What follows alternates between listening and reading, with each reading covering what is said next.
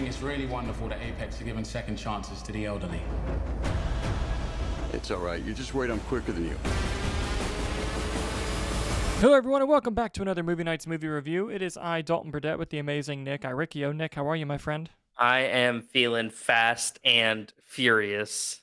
Wrong franchise, but we'll take it. Guys, this is the review for the movie F1, registered trademark, the movie, starring Brad Pitt, Damson, Idris, Javier Bardem, and Kerry Condon, and, countless other actors as well.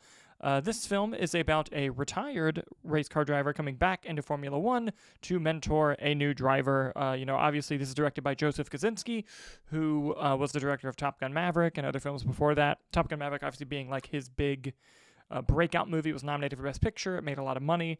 And this film was made in kind of a similar vein, both in story and in the fact that from what we understand, a lot of it is done as practically as possible, meaning a lot of the racing are where people trained and you actually see the cars race, which I gotta say, diving into the review now, the racing shit is awesome. There's a ton of great racing in the movie, and you would think, for the F1 movie that makes sense, but I can't overemphasize how good the racing is in the movie. It's exceptional, it's shot well, it's edited well, and the suspense, the tension, the edge of your seat, rooting for the characters to win their races. It does a great job there.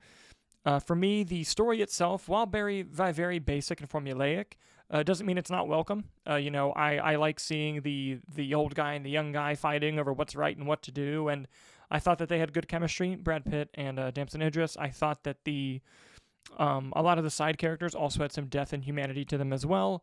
I like the backstory a little bit between Javier Bardem and Brad Pitt, even though they brought back the old movie trope of just terrible Photoshop on old photos, which I'm a big fan of. Actors in wigs. Yes, gotta love it. But there's some really great dramatic moments in the film. The humor works actually really well. Brad Pitt does a great job acting in the movie. He's a great actor. But towards the third act, I think a lot of the drama works really well. I think one of the biggest compliments I can give the movie is the pacing. I thought it moved at a breakneck pace, especially for the length of the film. I thought that you didn't really feel it at all, and it felt like it moved at the pace that it should be moving at. Nick, I'm going to throw it over to you. What were your thoughts on F1 registered trademark, the movie? Yeah, no, I really enjoyed it. I agree with you. I think the cast all did a terrific job. I love when Kerry Condon pops up in things. I think Javier Bardem's terrific, and Brad Pitt is Brad Pitt. You're getting what you go to see, and that is Brad Pitt being Brad Pitt. But I thought from a directing standpoint, from a pacing standpoint, from just an overall execution, I thought that those racing scenes were just firing on absolute all cylinders.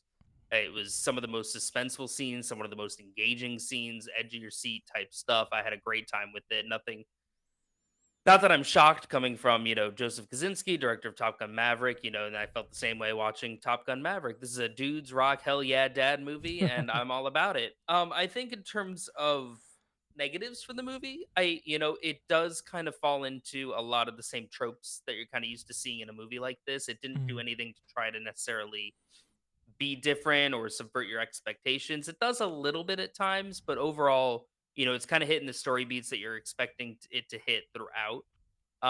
And I think that some of the dramatic moments, while a lot of them work, I thought there was some. It was very kind of melodramatic at times. I found like very much like, oh, these characters have a history, and you do it for the love of the game. You hit all those kind of tropes, and I think it was kind of taking itself too seriously in those moments. Yeah. But then other times, I thought that it was just, it knew what it was, it knew what it wanted to be, it knew what it wanted to accomplish, and it got you there quick. Yeah, it checked all of the sports film boxes for Oh sure. yeah, 100%. Something else that I wanted to tap into a little bit was I highly recommend you see the movie in either an IMAX or a Dolby type scenario, because the sound mix on this movie was killer as shit. I thought it sounded excellent.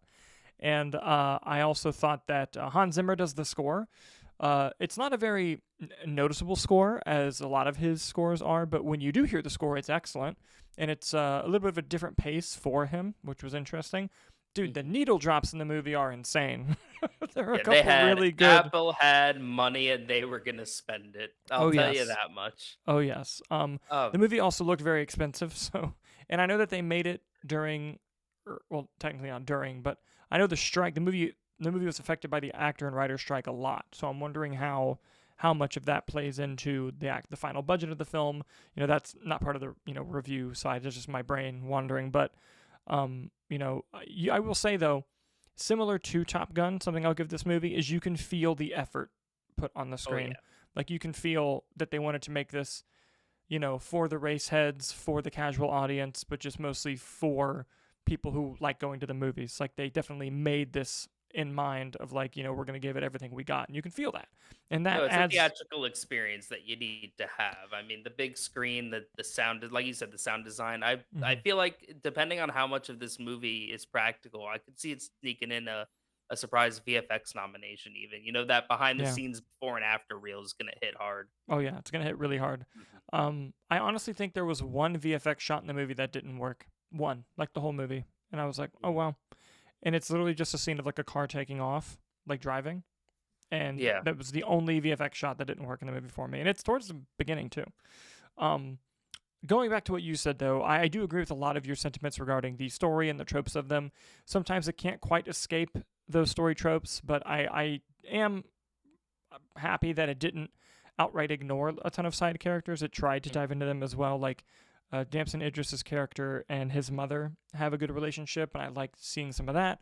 I liked seeing the relationship flourish between Kerry Condon and Brad Pitt's characters, and there are a couple things where they just kind of try to just tap on it so you don't forget about them, but the natural build of them through it, like Brad Pitt's character, something I liked in the script, has this thing with playing cards. That's kind of like a character trait that you wonder when you're watching it, like, why does he do that? And then when you figure it out, you're like, oh, that's kind of neat. And then the way the movie ends, I'm not going to give it away, but it was a very cool thing that I thought it was building up to, like a very subtle but very cool thing. And I enjoyed that. There's little stuff like that I enjoy, but Yeah, I would even if say, it doesn't hit the mark, I'd rather if the movie wants to ask for 15 more minutes of my time to at least try to build out a side character story to right, give it that full rounded picture. I'll give it that time and that attempt. I'll applaud that effort every time. 100%, 100%. And overall, I think that it's a very entertaining movie. It's a very thrilling movie. It's definitely a 4-quadrant movie. Something that I'm fascinated about, and this is super random. Okay, the movie's rated PG-13. There's like 4 F-bombs in it. And I don't know how they pulled that off, but like I was Were counting there? them. Well, there's 2 out loud. And then there's 2 like you kind of hear it. And like Is I was counting them. Are ratings different for streaming movies? No. Not if it's a MPAA movie, no. Interesting. Yeah. Maybe they're getting a little more lax. Yeah. Yeah. No, it's weird. It'd be interesting. I wonder how this will do box office wise though, because I know Warner Brothers helped distribute it for theaters too. Mhm. So we'll see. We'll see how it I mean, does. it's been having a decent marketing push, but it's the killer with like it's long, Yeah. and not that it feels long, but just it is long, And I think that sometimes is a deterrent and a killer. No, it's true. It's true. But Mhm. overall, I thoroughly enjoyed the movie. Yes, it has flaws. Yes, it's not perfect. Yes, there are some things that could have been refined that didn't quite work, but the effort was there. The racing sequences, the reason why you bought a ticket to the movie, it all works on a great level, and you can feel the effort that was put in by the filmmakers to make this as much of a good movie, a crowd-pleasing movie as possible. And I'm thoroughly happy that I saw it. I recommend it, and I will try and maybe even see it again if I can. Although I'm really behind on movies. Your final thoughts? Yeah, no, I agree. It was a great time at the theater, and it's a good movie, and that's for the love of the game. That's why we do it. That's why we're here. Absolutely, guys. Once you see F1 registered trademark the movie, what did you think about it? Please let us know in the comments down below. And as always, guys, thank you so much for watching, and we'll see you on the next one.